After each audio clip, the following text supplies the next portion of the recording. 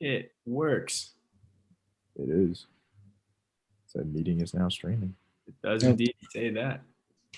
I'm hoping. I'm waiting for the YouTube page on the other side to pop up. There we go. There we are. I'm going to be the first like. It works. It does. Yes. It's now streaming. I'm going to top this. Say that. I'm hoping. I'm waiting for the YouTube page on the other side. Oh, shit. Actually. I'm going to mute us on YouTube. Yes. Let me put this here in case either of you have people that are like last minute trying to look for the link or anything like that. It's also like the first thing that pops up. Yes. Shad, you want to mute the YouTube as well? Yeah, my bad. Yeah, they're open. And we'll get it going in a second. I'm about to put it on blast starting now. Let's get it. Bro. Last minute. Good to be back with y'all. I'm talking to y'all. What's that? Oh. Starting now. Let's get it. Honesty Hour and PEWM. Panel starting in T-5 minutes. Get on it. YouTube Live, honestyhour.org. Catch the link. Hey, we starting up. Time to check it out. PEWM, Marcus, Honesty Hour collab. It's time to go. Let's get it. Let's get it. Starting in 5. Let's go. Fire. Let's do it. We got 5 people watching. Welcome to the first 5. Welcome to the first 5 who are watching now. Thank y'all for showing out, showing out. As always, I'm sure it's probably some tried and true Honesty Hour folks that are tuning in, or it's maybe some PEWM fans already. We got PEWM fans in the house. Yeah, we hold it down. Hopefully, we'll give it. Usually, we give till 7:05 or like to the 5 for everything to start. Let me put on some music. What's up, Sean? Tunage, bro. Yeah, bro. About to put on. What are you feeling, Jeff? Got any recommendations?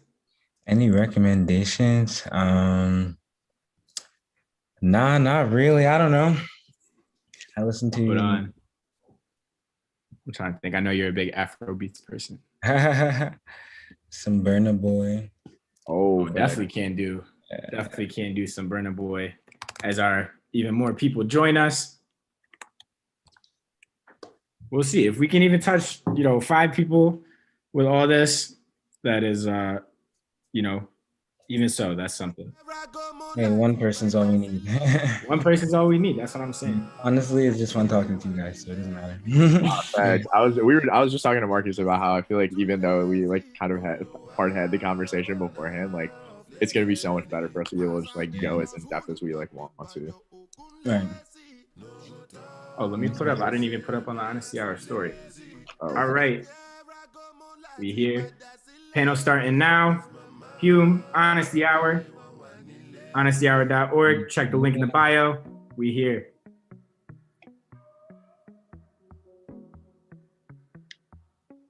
I wish it would be nice if you could post a story and have it be directly to a link, like have the story be linked up. If it's, like even in a non-promotion, like it's ridiculous that's a promotion, but we're gonna get it started in 2 minutes. Gotta have your clout for that. Exactly. Gotta have the clout and the money. You gotta pay for it. Right. Ridiculous. But we are gonna get it going into. Oh, we got 4 more people. All right, I'm here for that. Stick around. Don't go anywhere. We're gonna get started in 2 minutes. Just waiting. Welcome. Nice to see.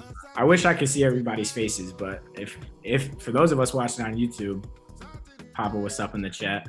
And we'll explain all that in a second. Like, feel free to ask questions and everything through there. This album was fire. So good. You gonna miss, bro. It really doesn't. I'm gonna put up the link real quick. Give me a sec. Word. I know we had some people actually. The morning they sent some questions. Hey. People sent some questions, so hopefully they remember, to tune in. Yeah. Got 10 people on now. Nice to see everybody that's pulled up. Even if you're just running it in the background, if you're doing other work, if you're doing other stuff, this is the best thing you could have on in the background. Definitely makes you feel like you can do whatever you can do. Exactly. That's for real. It's gonna be some inspirational shit if I do say so. If I do say so myself. What's up, Sanjay? Nice to hear from you. Oh, Sanjay, my guy. Talking with the guys at Honesty Hour right now. Just put in my bio. Tap in, check it out. That's what's up. Hear all about PEWM. What it is.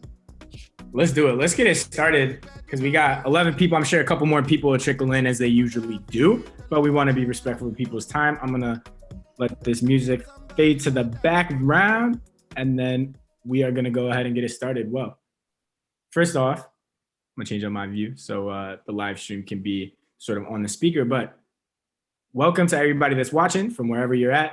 My name is Marcus.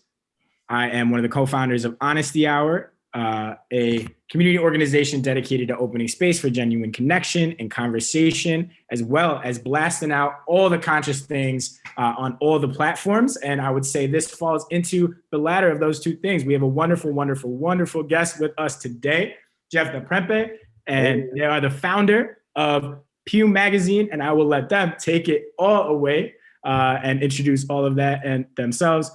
Tell us a little bit about where you come from, introduce yourself to the Honesty Hour folks, and we'll sort of go from there. But amazing. Thank you so much for joining us today. We're very, very excited to be able to put out another great panel. Where are my manners? Sharad, do you want to introduce yourself real quick too?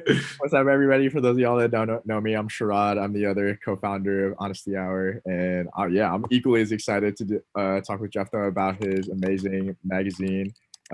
It's honestly just exactly what Honesty Hour is all about. We're really about putting that conscious media, that stuff that's all about advocacy efforts and things like that into this kind of public space where there's not a bunch of voices for things like that. So we're super hyped to have Jeff on to talk about his magazine and beyond that, his advocacy efforts. So thank you for joining us.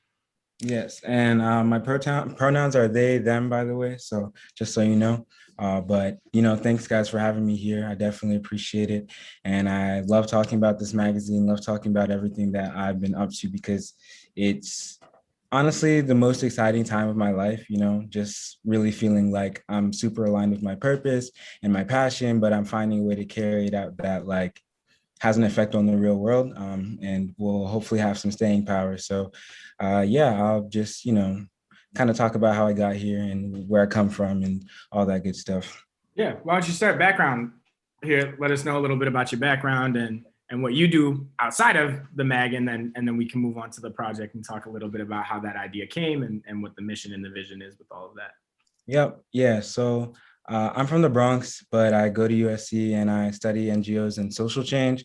So I'm always trying to just pay attention to what is going on among society to create a physical effect in the ways that we, see inequality, the ways that we see power relationships and power dynamics, and just the metrics of opportunity and levels of success. So I'm always kind of taking what's in the background and seeing how it shows itself and how we deal with each other each day. I also minor in music production. So I love music. I love making music.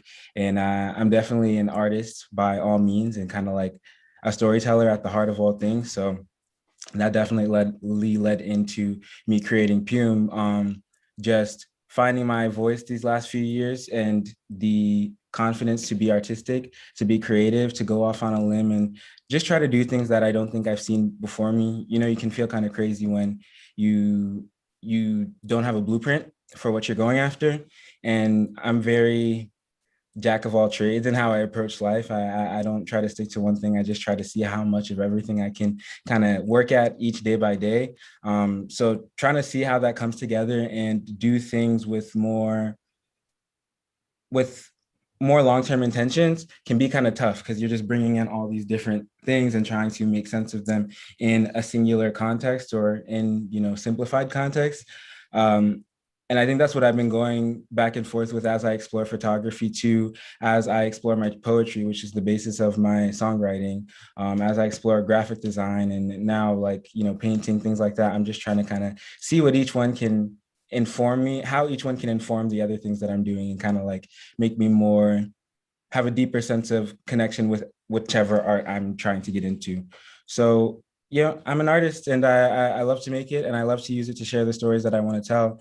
And I have a big background in advocacy as an activist, or in the activist realm, in the social justice public speaking realm, like just trying to put thoughts together and communicate what is not being communicated at a broad scale. So, I think you guys understand that and the importance of that as well. Just trying to shape discourse, trying not to, you know, trying to address the problems as problems and not have to sugarcoat that, but still find a way to reach middle ground or find a way to get some understanding so that people can kind of learn how to show up for each other. That's definitely something I, have found myself spending a lot of time thinking about, trying to figure out and acting on. So at this point, I definitely see how I've brought all of these parts of me together to kind of bring myself to the world without having to constantly give myself to the world in a lot of ways. It's like I can work on this and feel like it's going to do what I need to do so that as I go through life, I don't have to be so weighed down by all these problems that I alone cannot solve and cannot fix, What do you feel like some of those problems are? Well, let's start with that. What do you think some of those problems are? We talk a lot in the abstract, and I think people who have experienced things of that nature, definitely understand. But for those of us that have not, it may be a little bit more difficult to make that a little bit more tangible. So why don't you talk a little bit about that, and then give us a rundown, like quick hit. What is PEWM as a mission, really, more than anything else, right? What is PEWM as a mission? And then obviously physically, it's like a magazine, right? And why don't you talk a little bit more about why it's in print too, as well? Because I'm sure that's an important piece. But yeah, what are these problems? Yeah, there's so many names and so many words and so many isms and phobias and this and that. But I think it all boils down to respect. It all boils down to acknowledgement and empathy. And those three things, right? They are the precursor to how any situation is going to play out between two people or more people. Anytime we're in a social setting, you have to have respect, you have to acknowledge people, and you have to have empathy, or else it's really easy to misconstrue things, to miscommunicate things, or to misinterpret things. And I think that those problems are at the foundation of, homophobia, transphobia, of racism to all people, but the also very specific type of anti-Blackness that in America, at least, really is at the heart of, most of our political stress and strife within the political climate. Problems like racism, problems like classism and economic inequality, not just in terms of, who's getting paid what, but how people have accumulated their wealth over the years and how that allows them to create rings of interaction where they don't have to let anybody else in, where they can be, have all the things they need, such as healthcare and leisure things, but a poor person might not get healthcare and gets looked down on for indulging in leisure things. Those types of distances between people where you can't understand someone else's humanity and you can't understand that the way their life has turned out or the way that they live their life has nothing to do with you. All you should be concerned about is if they are, tearing you down. This is what these problems really are, is people not having a sense of respect for each other, people not being able to acknowledge the humanity of others, and so forth, demonizing them, and people not willing to step into someone else's shoes, have that empathy, connect to their emotions and see why, they might have a certain attitude or, carry themselves a certain way. A lot of those things have more to do with history and the world around us than it does to do with any one person's heart. So I think there's a lot of misunderstanding between people, and that is what PEWM addresses. PEWM stands for Proud of Everything We Make, and it's a challenge to our audience to create fearlessly. Our mission is to create an alternate universe of pop culture where the voices and perspectives that have been sidelined in mainstream media are taken seriously and put front and center. And like, to be able to do that for me, it just means listening to the stories that have always been told and that are being told by people who are willing and ready to communicate them, but to make sure that those stories are the center of action, make sure that those stories are getting the attention that they deserve, because it's so easy to not understand someone, not acknowledge someone, not respect someone when that's happening systemically. It makes it easy to do that on a person-to-person level. And when you don't see the examples of how people really feel about the lives that we are living and the effects that we're having on each other, when you're not aware of what it puts people through, when you're not understanding where they're coming from, but they're also crying out, then that means there's an issue of how to bridge that. And I want to always come at PEWM, this magazine, as a space to diversify, a viewpoint. Usually you start with a magazine and you're like, who's our target audience and what do we want to tell them and how do we keep them together? And how can we aggregate our sources of where we're going to grab from to all brand under one thing to package to a certain type of person? And for me, I'm trying to do the exact opposite. I'm trying to say, okay, these are in two different worlds. So that's why I want to bring them together, because I think that in succession or in comparison, in relation to one another, those stories will kind of elucidate certain things in the cracks and bridge some intersections that people didn't necessarily know that there are there. So I searched for young artists. I mean, not necessarily young, but that's what I've featured in this first magazine, who are, it's just that young people are more likely to be innovative and more likely to come with change. We know how hard it is to change our parents and all, older people, because they're so set in their ways, so to speak. So I want to choose electrifying stories, electrifying works of art that bring refreshing ideas to the table, a new perspective or viewpoint of how we can approach certain problems or how we can live together with a little bit more harmony and a bit more understanding for each other. I want to find those stories and acknowledge them for being told and try to get them to a wider audience. And that's what the print has manifested. And I chose to do it in print because I want people to sit with it. I want people to return to it. I don't want you to get it, say this is cool, move on. I don't want it to be like an Instagram post that teaches you something and you move on from it, or you lose it, or you just you might take it in, but you don't process it. I want this to be something that you can sit with, you can see it there, you can remember, oh, that story I read, that was just so I didn't really get it the first time I read it. Now I can go back and read it again. You'll see it every day, or if it's somewhere near you. I want the first reading to feel like it took a long time. Even if you sat down in one go, you didn't get it all. I want it to feel like it evolves with you and you can kind of think with it. And as you get the next editions, you can start to put puzzle pieces together across the different stories of how to recognize different people for what they're doing and the immense talents that we have, rather than our usual media circuits are either getting the people that are already famous, have clout, whatever, or all these other stories are just meant to kind of fall through. They're not really heralded as these people are brilliant, these people are genius. It's kind of just something to pass through for your day. I want to be an example of that representation. And so I think to have it in a format that you have to acknowledge in front of you, something that you can share with friends, whatever, that it really makes it real. Whereas you could be on your phone and kind of move past things. You could scroll through these big, these spaces where everything's meant to be transitive. Everything's meant to cater to a short attention span and forgets the fact that we are cognitive beings as humans. So, yeah. Word. Something amazing that I really thought that really resonated with me personally was kind of your outlining of how it's really just about respect, acknowledgement, and empathy, and kind of how that fosters into this idea of unity within compassion for humanity. So within hearing other people's perspectives, that is how you start understanding and getting an intersectional knowledge of how other people's circumstances may be similar to your own or different than your own. But within that, you're able to consciously and effectively factor yourself into what their experience is like, and vice versa. And so I kind of wanted to get in a little bit about how, I mean, you were really honestly started touching about it just to begin with, but in your opinion, what are some fixtures or just some unique aspects that distinguish your media branch or PEWM versus a lot of other ones? And kind of in the vein of, you were talking a bunch about how, like a lot of social media is very fleeting. The thoughts are quick and you remember them for about 30 seconds and then you don't look back at it. What are some conscious choices that you've made to make sure that people are sticking with the concepts and core values that you have at PEWM that are perpetuated through the art and the dialogue and the writing, that you think is important and that you want people to like acknowledge and know?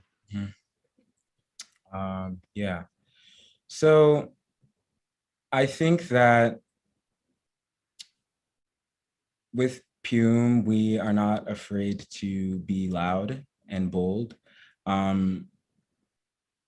You know, I spoke earlier on how other magazines might go about, you know, where to pitch to and whatever, but I think that speaks to the fact that you're repeating a pattern. You're doing something that's been done, even if you're gonna do it differently or whatever. But with my magazine, at every corner, I said, how can we change this up? So with the design, I said, how can we do something that other magazines might find risky, but I want to stand out? Let's go against that grain and not feel like, you know, to feel legit, we have to do things the way that they've been done. I think that the way I have personally represented the brand, because everyone who knows of it first is knowing of it from me, I make sure to start conversations myself. And because I'm drawing in the stories from people around me, you know, the other people around me, they know these names, they remember these names, they can be familiar with some of the work, but think, oh, I did see that before. And I'm glad I get to see it now here. And I think that we are starting from community rather than how to appeal to the community. How do we, what does the community just want to say? Instead of thinking like, what can we show off and what can we say about whoever, you know, I have access to right now in my life, all the people I know and who have seen what I've been doing and would be willing to share, and the people I could trust for this first edition to supply work that was thought-provoking, and that was vulnerable, to stay within that and build out the stories from there and connect them based on what is said rather than have them write things that would fit a certain space of what we want to portray. Another magazine might say that's unorganized and that you don't know what you want, you don't know what you're doing. But when you feed a highly tailored kind of package of information, and this is information we're talking about too, you know, it may be a piece of writing and it may be an image, but it's really information. You need to get as much different types of information as possible because each one, when they're similar, they say the same thing with very little room for anything different. So I think the general approach of coming from the inside out and trying to, you know, mimic what I want to see politically in terms of a bottom-up approach to, you know, redistributing wealth, redistributing opportunities.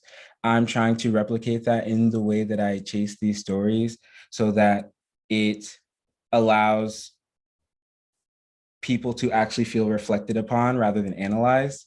And I don't want people to feel like, you know, I'm trying to get these people, so I did this. I want it to be like, oh, I didn't even know I would like this, but I'm gonna check it out.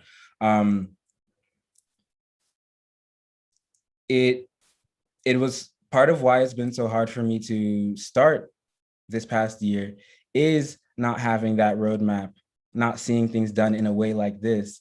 But that also pushed me further and further to realize that's why I have to make it happen and I have to make it work. And I cannot fall to the things that I think will make it an easier sell. You know, I'm gonna, for example, we sold the print, right? We made a digital file much cheaper. And even on the website, I'm like, file sharing is encouraged. Like, please send this file to your friends. Like, they don't have to buy it, you know? We want them to read it. We want them to just, I don't want anyone to get stopped by that. And in like a week or so, we're gonna have the digital file out for free on the website as well. It was just a chance to make some money that will help us continue, but not, you know, that's literally the goal, is to be able to do this again for people and to continue going on. But other than that, I don't want to keep things away. I don't want it to feel exclusive. I don't want you to get that sense of, I got this, so I'm in the know. No, I want everyone to be in the know. So I want to break down that barrier of saying you have to pay for this. And I think for a lot of independent publishers, that's really hard thing to look past because money's real. We're in the system. You need it to survive and you need it to be successful. So for me, it's such a big risk to take. And it's like, yeah, this could end after 2 because I don't have the way to keep it going. But if I bend to the dollar, I'm going to be that magazine that I didn't want to be. I'm going to be the thing that I wanted to change up.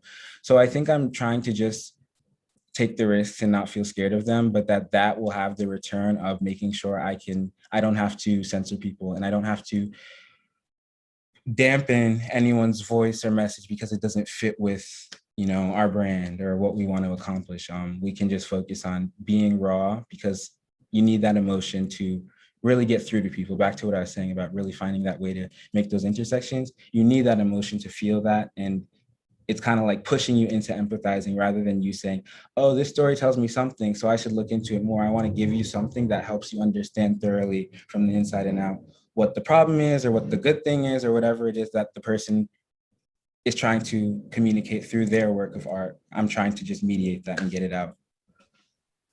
Well, let me just say, so many props and respect to really challenging the way that print media and even digital media, right, works, just the way that it works in general. And a lot of people who have never worked in this industry really don't understand sort of how stories make it to a publication, right? Yeah. And it's not because it's the best story. It's not because it's the most interesting. It's not always because it's actually even, not always because it's the most relevant, but really it usually is what's most relevant to a specific reader base, right? But it's really what's most relevant that fits within a particular narrative that this brand has like built out. And to hear you discuss that you really want it to be focused on what the community has to say in whatever form they say it, I can totally understand how that could be really hectic and feel a little bit disorganized at times. And that seems like an enormous challenge and an undertaking that you have triumphed. But Demoye actually asked this when we put it up on Instagram as to try and canvas some questions. But she and I and Sharad are also really interested to hear, you are doing something incredibly innovative. And, hearing you talk about not bending to the dollar and sticking true to this vision to bring it to fruition is obviously really inspiring. But, I'm sure that came with fears and doubts and hesitancies and all of that. So, and it's honesty hour, we like to get uncomfortable. No, so do you want to talk a little bit about the process of fear and hesitancy and doubt and how you were able to break through it to be able to publish this first copy? Yeah, I think for starters, I didn't break through it. I just ignored it after a certain point. It wasn't something I ever it's there. I could peel it back and feel it now, but I refuse at this point. And that's because, I just needed to do this. But to kind of talk about what that did feel like and before I was able to be so resolute and just decide, what, so what, there were definitely many moments where I was like, oh, this is not happening. There's no way that I'm going to pull this off. Especially because what it started out as was just a quarantine project that felt relevant to all that was going on. I knew I wanted to be a part of stuff. And like I said, find a way to use my voice, but through art. And I was already thinking about making a magazine, but just for fun, whatever, just art, whatever. I needed to kind of decompress, but I just felt like, no, this can be my way to say something. And as people reached out to help work on it, as people donated, to me starting it and all this, and I just realized what more it could become. I was like, this is a huge responsibility, but I want it to start off right. I want it to start off where I want to be and not have to work my way to the type of thing I want to create, but create it and start from there and see where it can go. It felt like, why me? How could I be in charge of these sensitive stories? How could I, one of my friends, Benga, whose art is involved, the series is called I Want to See Black People, and it's these flyers saying, I want to see Black people dancing, not dying. I want to see Black people jogging, not dying. I want to see Black people laughing, not dying. And it's in very bold letters. That was the first thing I knew I wanted in terms of content to showcase. But it's think of the place in his heart where that came from, or in their heart where that came from. and think of the place that they were in to bring this art out and feel like that needed to be said so loudly and so boldly. That is something painful and something I know and resonate with. And it's like, with every story and with every art piece, my question to myself was like, how do I handle this with care? And am I adept enough to be able to do that? I don't have a background in any of this. I don't have a background in publishing. I never wanted to like seriously make a magazine until it just felt like that's what I had to do. So I was like, what do I know about this editorial process, this curatorial process that is going to make me qualified to handle things with care, put things together in a way that they support each other, that everything exists safely, and that everyone's ideas can be exhibited with the same weight. I don't want to put anyone before anyone else, aside from the fact that you have to design things differently, things get positioned from front to back, you have to choose different ways to, differentiate things, but not suggest that any one part is more important than any other part. I want the magazine to feel like everything belongs there. And so to do that, there were so many decisions that I was not sure I was capable of making. Even in how to design it, I didn't do it alone. And I had a designer who was able to help me really bring my ideas to life. But to start with, it was my project. So I'm the one who needs to know which direction we want to go in, what we want to show off. Questions like, how do we make sure, it's bright and eye-catching without feeling unserious, without feeling childish? How do we make sure that things don't feel too depressing, even though you don't want things to feel happy or exciting in a way that it's facetious? So for me, how do you capture that energy that's very much there without overplaying it to the point of misconstruing the gravity of the moment that we're in? Like, those types of decisions, as someone who wasn't a designer or an artist, to have to lead a designer to that was something that I every day I was like, what am I telling this girl? Like, does she understand what I mean? Like, does she think that I'm just stupid? Like, I don't know what I'm supposed to do, And to work with other team members who had their specialties, but needed me to lead them to their strategy for me, like, I was like, I'm glad you came to help me, but I know nothing about this. So I don't know how to speak your language and get you there. So I had to really be willing and open to learn a lot, be taught a lot, but also seek the information on my own of how to communicate to these people, something so delicate that I know cannot get lost in translation. And like I said, I just didn't have the necessary skill sets and I had to make them up on the fly. And even the decision to make them up came with the doubt of, am I capable of thinking of all of these things and being at the center of all of these things, when usually it takes a big whole team to get out the magazines that we see, So there was a lot of doubt and imposter syndrome and just me feeling like I was being too idealistic about what I could come out with. And, even if I got the right stories and I did it right, that the quality it would come out to would just be, I wouldn't be able to afford the right thing. I wouldn't be able to do this. So to bring all of those things together, it was definitely a huge test of willpower, and more than courage. It was just me saying, I have got to, so I'm going to, I've got to, so I'm going to, until I don't hear those doubts anymore, regardless of the fact that I still don't feel like I know anything about design. I still don't feel like I know anything about marketing. And I still have to lead these people if I want them to help me do what I want to do. They could get me somewhere, but they want to get me where I'm trying to go, and they can't really move without me being sure, because I don't like to make decisions without being sure. So, just pushing to stand regardless of how many times I'm punched at, regardless of if I fall and get bruised and cut, like, I'm just going to get up and keep walking and try to get done until there's nothing left to get done. That's how I've kind of had to go off it. And another thing I'll touch on is just knowing the industry I'm walking into. Publishing it's old, okay? And it's white and it's rich. There's so much money in it. There's the money in the advertising, there's the money in the contracting, everywhere. And for me to be like, I don't really know about this, but I feel like I'm gonna do it too. Of course, everyone has to start from somewhere, but where I started from was really nothing. They really didn't have a lot of ideas and a lot of sense. And like, because I know publishers don't want new entry level, people to come in, and you wouldn't want people to take your market away from you, people who are spending away from you.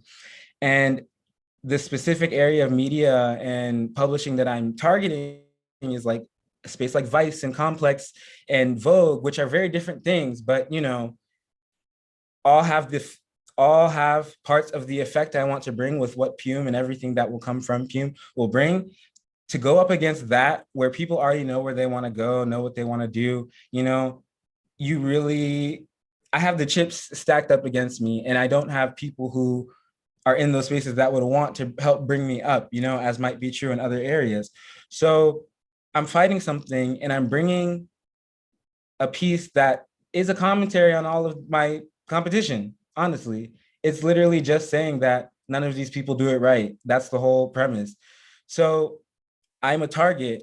So before I'm even known, I'm already a target. And when I get to the place that I want to get, and when people know to come to PEWM, I become that much more of a target, because all of those competitors have a common enemy, because it's like, if we can get that little guy out, that's one person who is taking from all of us, so we can use our immense resources to take away from. So these were all things that I was afraid of, not to mention the stability of my own life and my work, to work this as a full-time job among all the other things that I do. You know, it was very overwhelming to understand and to say like, yeah, once again, I can be the one to take up that challenge, but the mission can't live on if I can't even stand behind it and trust and have faith in that to take me to where I want to go. Absolutely. Well, I think it's a unique perspective to think, you know, it's not always about breaking through, but it's about ignoring the doubts and about putting those aside, right? While you can focus on the mission and the vision, which is this magazine. And actually, I would like for the people that are still around, thank you to those that are sticking around through the whole thing. But I would like to ask if it's possible for you to screen share and put up the Gamenga pages, because I think those are really, really powerful images. If you're able to just like share those off a PDF or something real quick, and really use that as sort of our transition into the final thing that we're going to talk about today, which will just be a little bit more about the advocacy at large, right?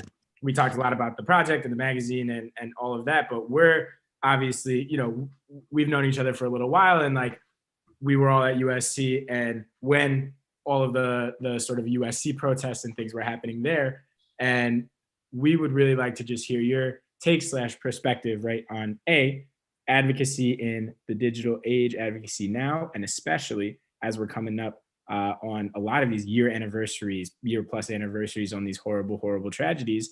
You know, like, are we actually making any progress? Do you feel like we're actually making progress? Is it lip service? What has your experience been with that?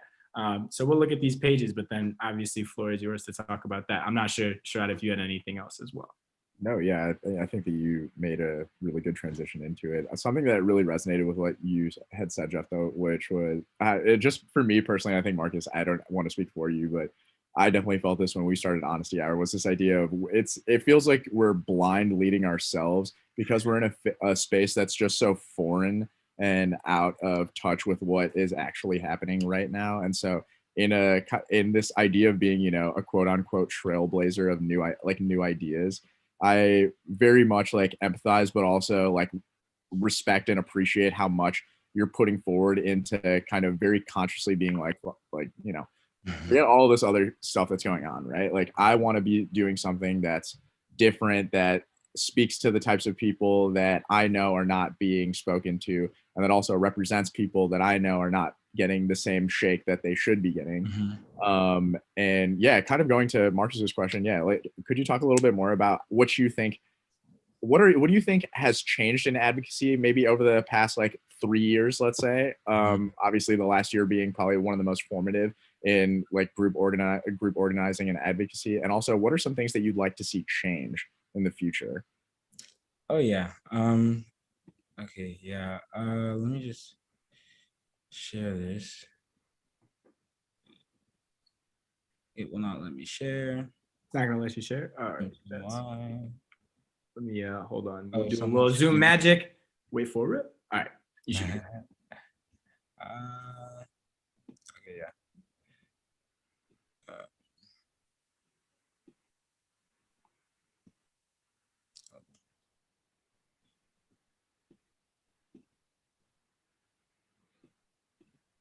Don't know why. gosh, one sec. Oh, it's gonna make me quit, and I can't. I gotta quit Zoom if I want to. So Okay. We'll throw it up maybe like. Anyway, and I put the link in the chat. People can look at it on their own, and hopefully they actually go to the website. Oh, cop the magazine. Print. Cop the magazine. Cop the magazine. The actual print version is also a like Jeff said, there's a $6 download on the website right now. Eventually it will be available for free as the second edition, and hopefully future editions come out. But support artists, support creatives, support Black creatives, right? We need to make sure that we're putting our money where our mouth is and actually supporting these artists in their endeavors. Absolutely. But yeah, all right, open the floor, go for it. Advocacy. What have you seen, and then what would you like to see change? And then we'll wrap it up for today. Thank you again thank you in advance for your time. Yeah. I would say that, and I've told you guys, like, for me, in terms of paying attention to these issues, speaking on these issues, really considering myself to be a conscious learner of just, what's going on around us socially.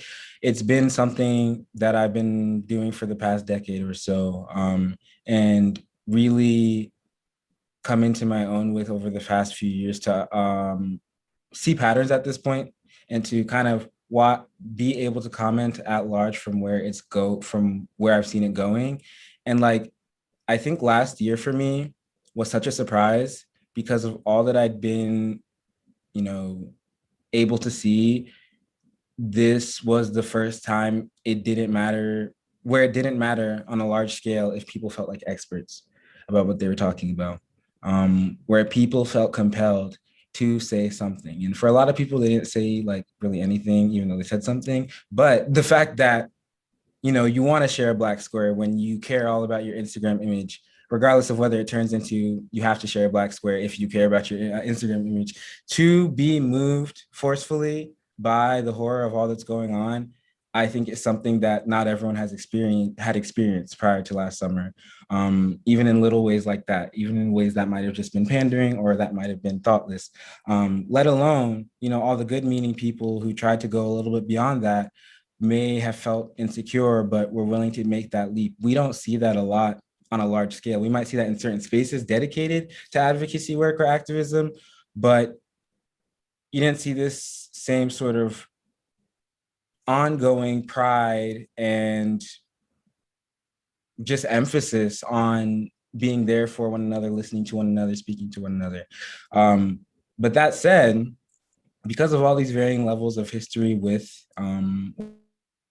or understanding of, these institutional issues, it's like so many conversations were happening that didn't reach any sort of change-making conclusion.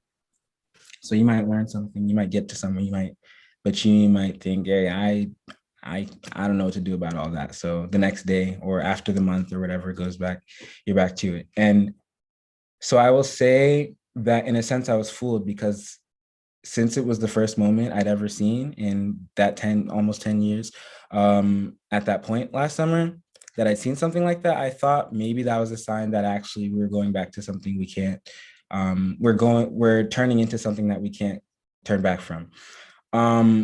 But to kind of have the following months to where we are now go down and see the difference and changes, we have like vestiges of the moment. And you can see like certain shops will have like Black stores to shop in their window, and like, people have the card thing in their bios and stuff like that, and do these infographics now. That's kind of a normal part of how we use Instagram now. But again, I say they're vestiges because they are not living and breathing like the solutions that are necessary to actually change these things, because any solution has to be long-term, since it's such long-term and long-enduring damage that's been done. At the end of the day, though, regardless of feeling fooled and regardless of feeling like so many people actually just went back to life as it is, I think that enough of a shift has happened that a sizable movement is sustaining. The fact that I'm talking to you here, someone I met as Marcus, at least as someone who was doing their thing when I met you, and I was doing my thing when I met you. But now we're both doing something that is able to come together in this way for this reason. Like, that's proof in itself, that something of enough has gone down, some sort of critical mass has been reached to be able to sustain the motion. It's just about how well we can replicate times like last summer, where so many other people will start to pay more attention, because every time we have a sustained period like that, we're going to reach a higher critical mass to where the level of understanding is different. Now, the thing that I fear and the thing that I see in advocacy networks at large is, feeding into the status quo.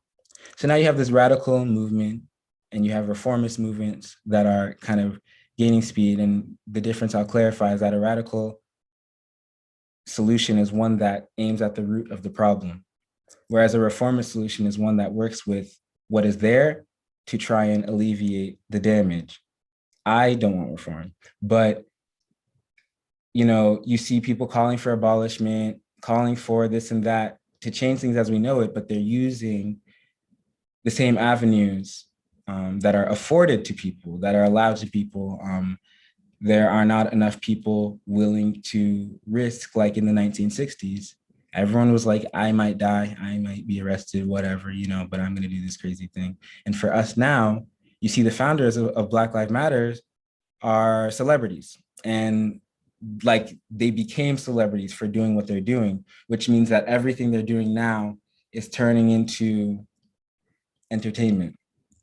And this is not about entertainment. This is about lasting actual change. So what I worry is that people will fall into this. There were stories of Tamir Rice, and there's another mother of, one of the more famous cases of police brutality, and a Black man lost to it.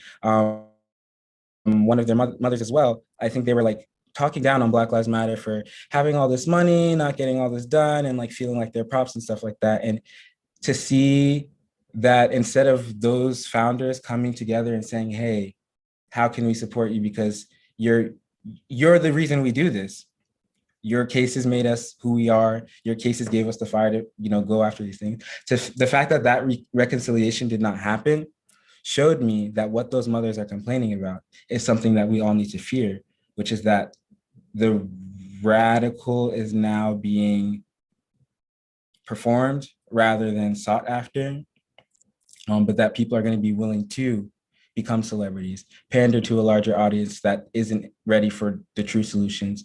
With the founders of Black Lives Matter, they're just the most visible example. They centralized their leadership, which one of their tenets upon forming was to be uncentralized, because we know that's how things work. When you have Martin Luther King as a figurehead or Malcolm X as a figurehead, everyone splinters because you feel like you have to believe a certain thing. But when you, like the Black Panthers, are more decentralized, and even other movements under those two same people I mentioned before, when you're decentralized, people realize it's not about who you follow, it's about what you're trying to get. And what we're all trying to get to is that freedom. For the biggest network for this movement to stand behind this movement of, we're still yelling Black Lives Matter after 10 years, you think it's about time to change? We should know that. This is not for Black people, because Black people don't need to be told that Black Lives Matter. So now we need to move out of that phase of telling people this is what's going on and doing something for the people that we are actually speaking up on, which is, speaks to what I talked about earlier. So I fear, but I hope that, we don't fall too far into that there are enough people who are willing to continue to rock the boat and shake it up, are going to end the ability for people to centralize that leadership and feel like we are the place you need to go, rather than diffusing that all throughout and making sure that, everyone's having opportunities to contribute in the way that they can best, rather than feeling like you have to do this or you're a bad person. You have to do this or you're a bad person. It's like, what about you now? Can you change in a way that's convenient to you, that's going to make you better for it, but that will also improve the way that you operate politically, in terms of the power you hold in society, just based on the way that you are? How can we all meet each other in those little ways? Yeah, that's what I hope we get to, but I'm not sure with what I see if the leadership that is making itself visible and making itself a leadership is going to push for that. Well, I'd like to say, at least with people and visionaries like yourself and others that we know that we have seen that are our peers, and hopefully others that will rise in the future. Like I think that Honesty Hour and all the things that at least me and Marcus have been really caring about is the fact that people like you who actually like have a desire to start working on solutions and not really kind of create this circumventional way of looking at the problems and like mitigating risk and other stuff like that. It's, you know, it really just comes to a place of like, all right, are we interested in changing things, or are we interested in like you said, for lack of a better way of saying, are we interested in sticking around with the status quo? And so, I mean, I think that you have just done an amazing job about talking a lot about kind of the limitations and other problems that exist within advocacy. And I'd love to honestly have you back again to have like a little bit more in-depth conversation about that, because I think that could be its own conversation in and of itself, because I know that you have so much experience with formalized advocacy also at the school and stuff. And I think that, you know, it'd be another amazing conversation for us to dive a little deeper into everything about. Yeah, sure. We could defortely do that one day. Yeah, we'll put that on the books for another time. We are coming up on time here. Obviously, long form content is unpopular these days because people's attention spans are that of a goldfish, but it's still necessary and it's needed to have conversations like this. We're incredibly thankful for you taking the time to come on and talk with us today, and the work that you're doing. As my final announcement for sort of everybody who's still watching and everybody that will watch in the recording, PEWM mag.com. Cop the magazine. Cop the magazine. Hey, the print copy. Buy it. Give it to your friends. Give it to your mom. Give it to your aunties and your uncles, and tell everybody that they need to get on this wave, because I'm telling y'all, this is like this is going to be one of those interviews that shows up in the Jeff the documentary. It's going to be like this little clip talking about it with us right here, because we're at the start of something big. This project is really, really profound, and the philosophy behind it is very, very profound, and we're always looking for people like that to just connect with and like have these sorts of conversations, because we know they're important, and we really, really appreciate everybody who stuck through the whole thing, as well as everybody who even just dropped by and gave us a quick like on the video or anything like that. So thank you to all the people that were watching. Thank you to you, Jeffta. And as always, you know, we are incredibly excited and inspired by all the people that we have come on and talk. But definitely after this one, I'm feeling fired up. Oh yeah. You know, that we're, to your point, right? Critical mass will be reached. It's just going to be incremental as we are able to like find things that stick, right? So that's sort of our mission, and we're excited to see second edition, third edition as they come out, and also you know your work with the advocacy and everything like that beyond. And it's very exciting, right? You're about to graduate next year. You got one more year. And full-time big person. Oh yeah, you know, big. Yeah, we're gonna have all our things down by then, so we'll be good to go. But you know, second edition out in July, we got it going. So you know, always glad to talk about it. Dude, I cannot wait for this. Oh, it's gonna be lit. All right, well, many thanks. I'm gonna go ahead and cut the live stream, and we'll call it wraps for Honesty Hour and PEWM Mag.